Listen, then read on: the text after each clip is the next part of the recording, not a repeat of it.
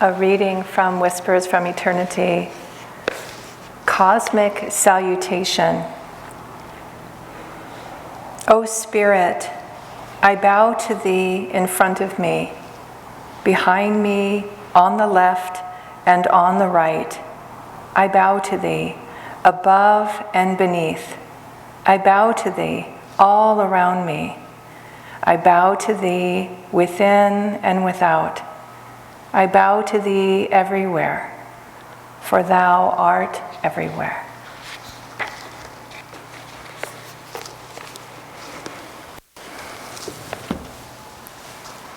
Good morning, great souls.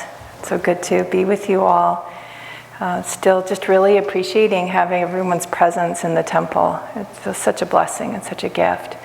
I love that Whispers and our affirmation today, and one of the things I enjoy as I prepare for Sunday service when I have and it's a great privilege to give a talk and reflect deeply on it. I was kind of chuckling yesterday at all the talks within me that never happen when I reflect on it. I thought, maybe I'll say that. I could say that. But it's really a practice I find each time in teaching, and Lakshmi, that was so beautiful, that solo. I felt that experience of expansion and surrender and allowing, right? Allowing the grace to flow through. I was listening to a documentary on Pavarotti, great singer, opera singer, and one of the interviews they asked him, do you always know that you'll hit that note before you sing it? He laughed and said, no. And I was so surprised. He was so accomplished. But that he would say, you do it, but you don't know that you'll do it, right? So there's certain things that really feel like that. And I was thinking about, this teaching, esoteric, exoteric. I looked it up, what is that again? And it says it already, but exoteric are the teachings, right? What's stated. And esoteric is this divine understanding of the teachings and what is required to have that. And Swami says at the end of the reading, a willingness to dive more deeply with another way of knowing, which is inner communion. And there's so much sacred mystery in that. And sometimes there can be, certainly for me, I've had this, where the conscious mind will battle because it wants to prove it, right? It wants to prove everything before I do it. It wants to know I can hit that note before I try.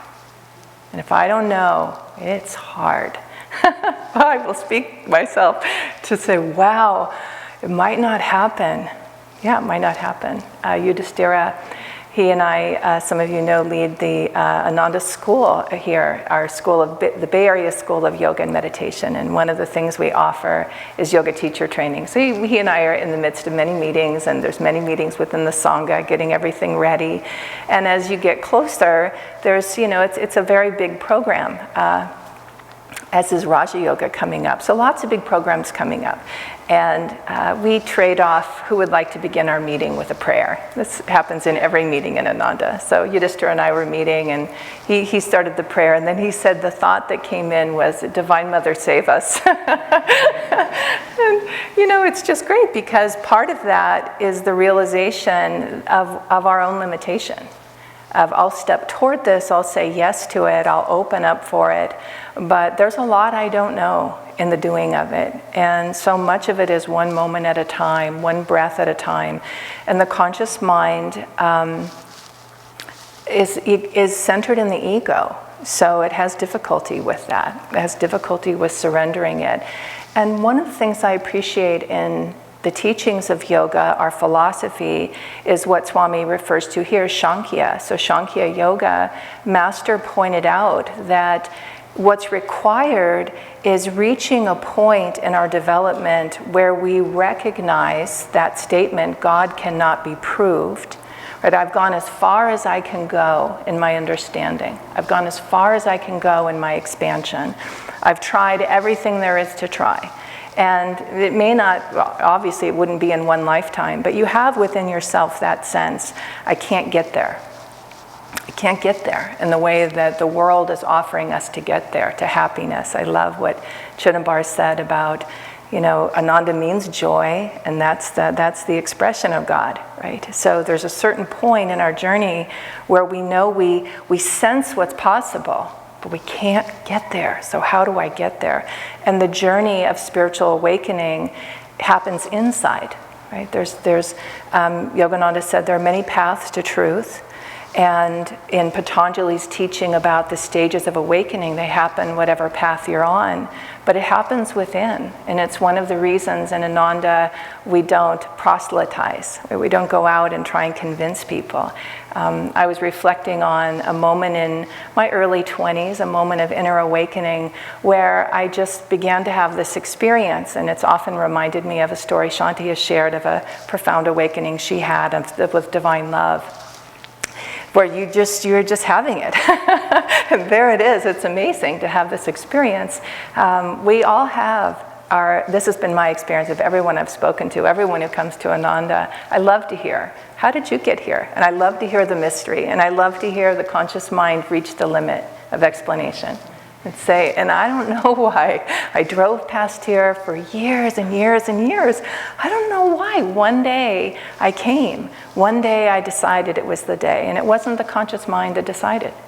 It just was. It just isn't. If we stay, right, it's not the conscious mind that stays. It's something else. Something else within us is awakened and seeking and hungry and thirsty. So I had an experience of divine joy that was wonderful and amazing and overwhelming, and in the midst of it, I just kept feeling like God is real. And I had believed in God before, but I was in my early 20s in a professional job. We weren't talking about God every day. It was good work. It was in the realm of social work, so it was very good work. But I kept encountering all the things that people were talking about that I didn't know how to line up with, because I just felt like I wanted to say to everybody, God is real, can you believe it? And in our affirmation today, to feel ourselves in the brooks, to feel ourselves in the leaves, I was feeling that, and I was thinking of Bharat's program. He's coming in the fall. He gives these amazing programs that make the divine so accessible for everyone. And what Swami says, I was reading some expanded commentary on this reading that Swamiji gave, and he said, again, ultimately it's about humility and devotion. There's the bridge we need to cross. And what I love that Bharat offers in his trainings and his workshops, he embodies it for one thing. So you're just with him, and how could you not? Every time I see him look up and talk about the sky, I feel what he's feeling, right? He lives in that inner communion and how it's expressed in nature. And nature is so accessible, for so many. But what's interesting is that, so the path of awakening, it's not a path of conquering, right? So, not everyone who experiences nature feels like, oh, I want to flow with nature and what it has to offer and how can I work cooperatively with this reality. Nope, that's not. Some say, this is great, how can I control it? Oh, how can I take charge of it? How can I master it? And so that's the relationship. And there's a story that Yogananda told, I believe he was in Mexico, and he was just looking out at this expansive view, and there were all these canals, irrigation, as I recall the story, and he was marveling at the beauty, and he was marveling at, what can be manifested in this realm, and it was inner communion for him, and he kind of had this, and the man next to him said, right, because it was just the two of them, I guess, but the man next to him was seeing how man had conquered that view. Right? Look what man has done. There's this beautiful song that Swamiji wrote about that, right? And the wonders, right, that man creates, and they don't last, but they seem so impressive. And that's Shankya. So we have to go through that time where we reach our own limits, and then we begin to recognize, within us our own soul. So these are the teachings that our soul progressively awakens and begins to guide us. And part of that journey, I would say I'm still in that journey, is surrendering the conscious mind to what I feel guided to do, and I don't navigate that on my own. I don't. So when Swamiji said, do we, someone asked him famously, do we all need a guru? Does everyone? No, not necessarily. If you don't think you do, you don't. But in the spiritual life, it's so, as we awaken, it becomes more and more refined and subtle, and you're trying to understand things that we can easily get wrong. So another thing I was thinking of is a song that Swamiji wrote, a very Tandava. I've heard him sing this song, and I just love it. I've heard others sing it too, but about Jenny, right? It's a Jenny, like all the signs that say, oh, Jenny loves me, because this happened, and this happened, and this happened. And so how easy it is, and if I stay in my conscious mind, I'm exposed to God. God's everywhere and everything, but how am I relating to what I'm being offered? Am I figuring it out? Do I have it figured out? So in Krishna and the Gita, where he says, I am in everything, right? But everything doesn't contain me. So I was again looking at Swamiji's commentary on that, and basically how we get it wrong. We can have metaphysical experiences, divine experiences, and get puffed up and think, oh, I know, I don't really need guidance. I'm good. So that's usually a sign of caution, be careful. Swamiji, who was so incredibly guided by divine understanding and intuition, he gives some lovely talks in Treasures about intuition and his own journey. And one of the things he says is he's cautious. And so even when he's crystal clear, even when he identifies 3 ways we can trust and come to discern, is this intuition, calmness, clarity, or joy? So we can look for that, and that will be a sign that, oh, okay, that's an indication it's intuition. But even when we have that, don't charge ahead. Don't assume, okay, I'm good, I feel calm about this. So this journey of how do we do it? And to me, I was also reflecting on the experiences, not just my own experiences, but watching others and how they navigated. And I feel that so much of the blessing of satsang and being together is we help each other in that way. And Master said, second to a guru is to have a spiritual family, to have a place that we can go. Those who've gone before us, those who are walking alongside us, right? Those who are, looks like following, who knows? It looks like it, but okay for today. But tomorrow they might be ahead and guiding us. And there's a beautiful story when Master met his guru. The Sri Yukteswar said, if I fall, right, will you put my head on your lap and bring me back? The guru, fully self-realized. But there's the message. Because the conscious mind likes to measure, it likes to, oh, I'm here, you're there, oh, you're there, I'm here. So it's evaluating what it can't. We cannot evaluate that. It's enough to be here. It's enough to be here. I love that Swamiji said, in your spiritual life, focus on direction. Don't worry so much about how close you are to the end. I've always been comforted by, I've heard this also many times, Jyotish and Devi and Shanti and Asha talking about, really, and if the life is 24 hours, the journey of awakening, spiritual awakening, we're right at the end. I've heard it 3 minutes, 3 seconds, pretty close is the point, pretty close. To come and want to know more is already an indication of how far we've progressed. And so, to me, it's a daily practice of rising up, claiming wherever I'm standing, and this idea of expansion. Right? So I really appreciate Swamiji showing us the difference in how it feels. That when the conscious mind is expanding, it's stretched, like I'm just overstretched. And I can barely do whatever, and I get thinner, like that, the flower, right? Thinner, thinner, thinner, thinner. And when we're stepping towards something large, there's, for me, Yudhishthira saying, Divine Mother, save us, right? Because the conscious mind is looking ahead and going, I have no idea how this is going to happen. Do you think you'll hit that note? I don't know. I don't have very much confidence in that. So then don't try. to have confidence in that. That's not what will get you there. What will get you there is God, right? If this is meant to be. So there's a story that Swamiji, I've heard others tell, that there was an event and no one came, right? Or very little. Either no one came or very little. And then someone in the group said to Swamiji, well, perhaps Divine Mother didn't want that. He said, no.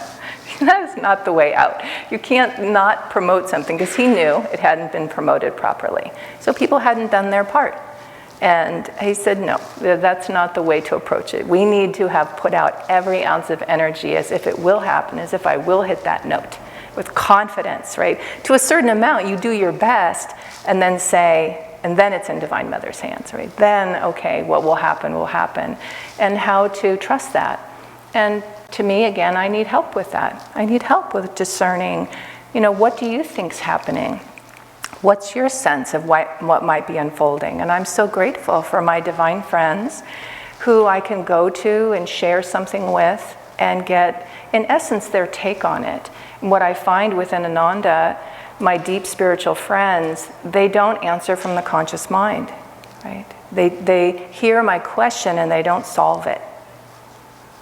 I was in a meeting, not in Ananda, a different kind of meeting, and there's a beautiful young woman who was 12 steps related, for those who know about 12 steps, and she was new to this program and trying to figure it out, and she was saying how she grew up in a family where her mother just freely gave advice and felt it was her role to give her advice. So, and elders in the family just felt that was, she didn't like it, but she was very used to it. So now she's in a group where people aren't giving advice. It's spiritually based, and they're offering things and saying, yeah, you need to explore it and listen. Is it right for you? And so she was saying, it was just very sweet. She said, I keep thinking, why isn't anyone telling me what to do?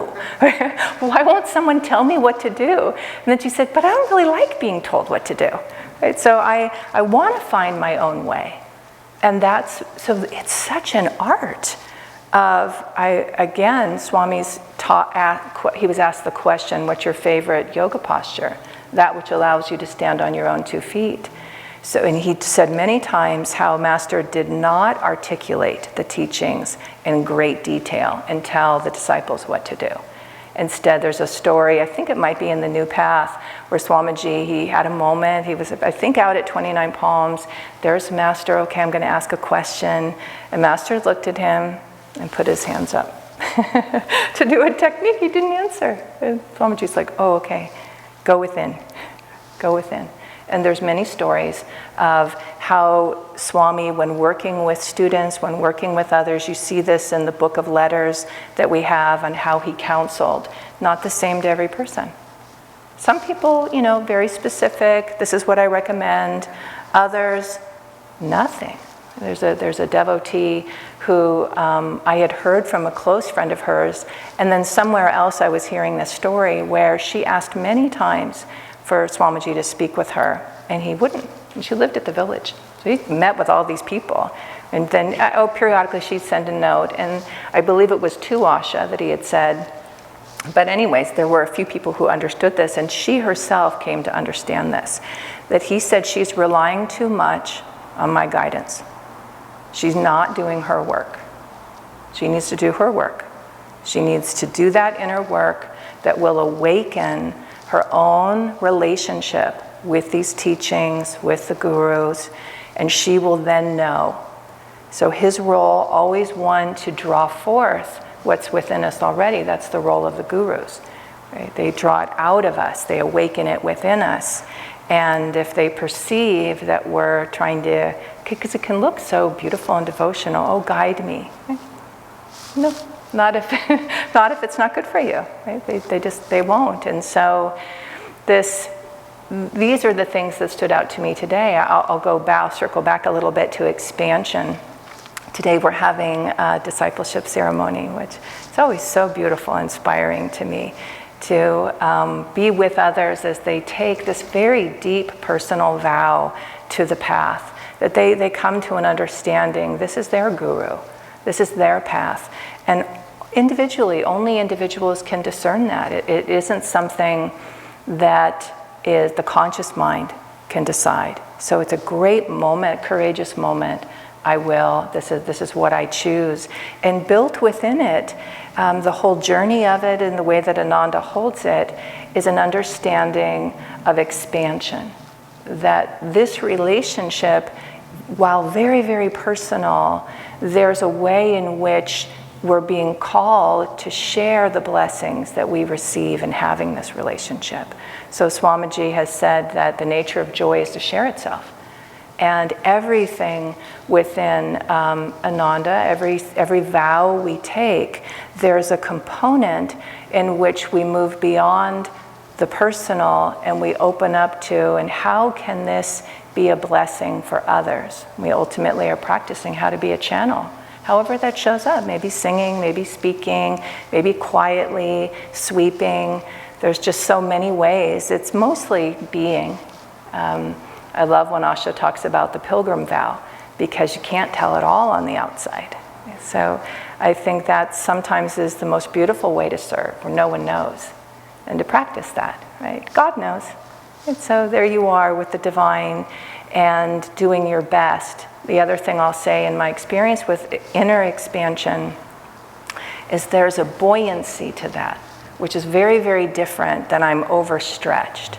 So I can feel overstretched with projects, with whatever, but as soon as I am, I recognize I'm in the wrong place, that I need to move out of the conscious mind, which somehow took on the project. It just somehow decided, oh, okay, this is what I need to do.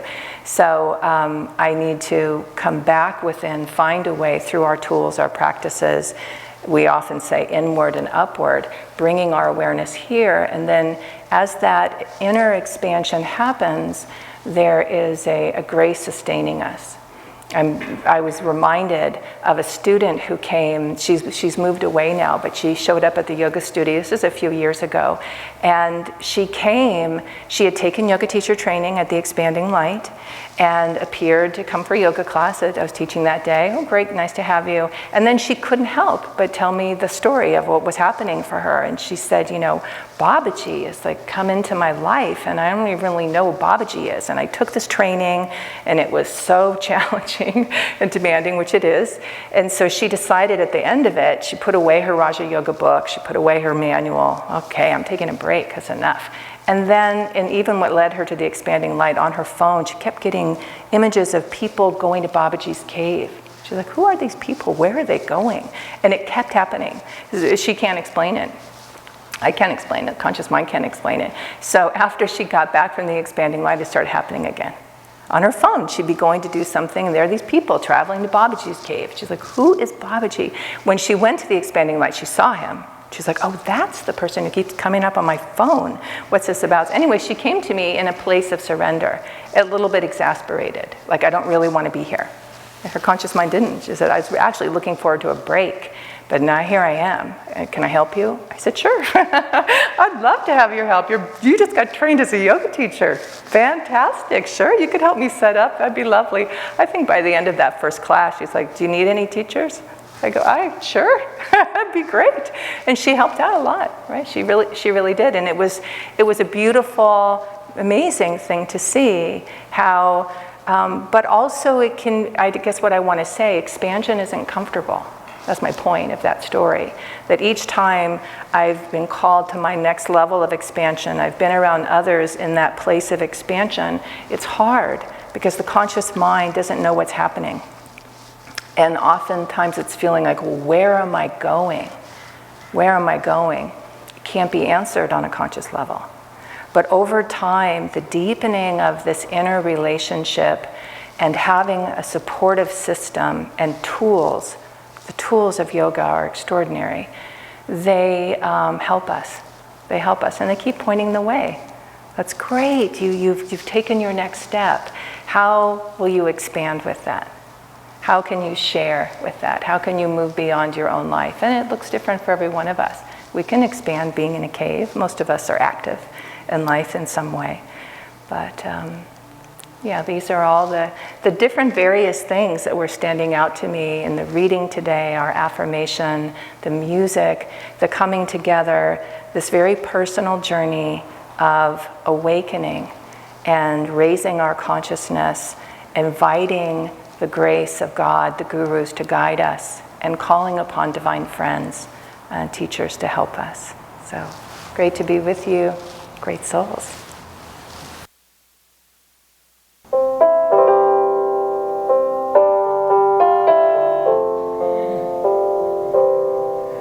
Tara's brave hill so quiet, the day I came there, not a green leaf stirred on the air, not a bird did proclaim ancient grandeur and fame, only ruins, faint memories declare.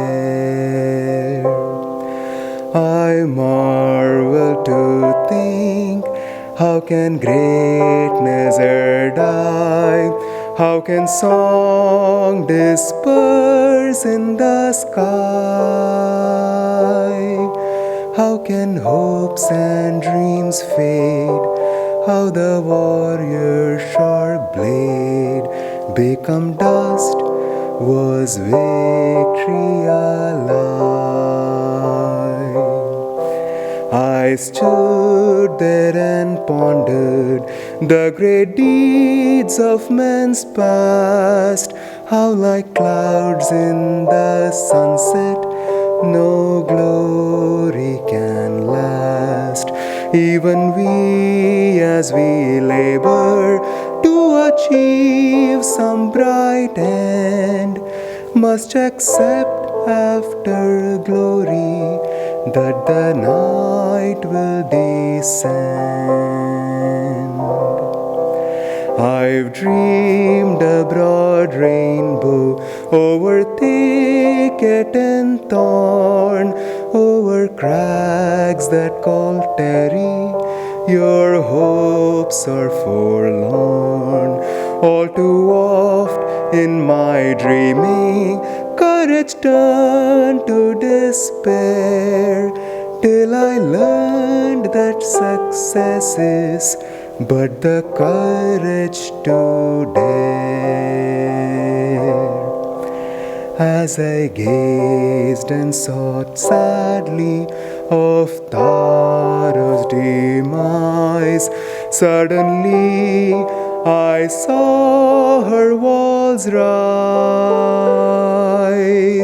saw her long regal halls, heard her people's brave calls, as though time had doffed a disguise.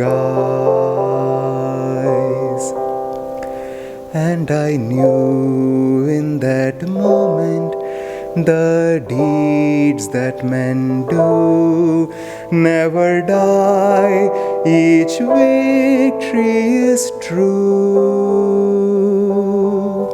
Every effort we spend gives more strength in the end, till our gladness in life's ever new. Every effort we spend gives more strength in the end, till our gladness in life's ever new.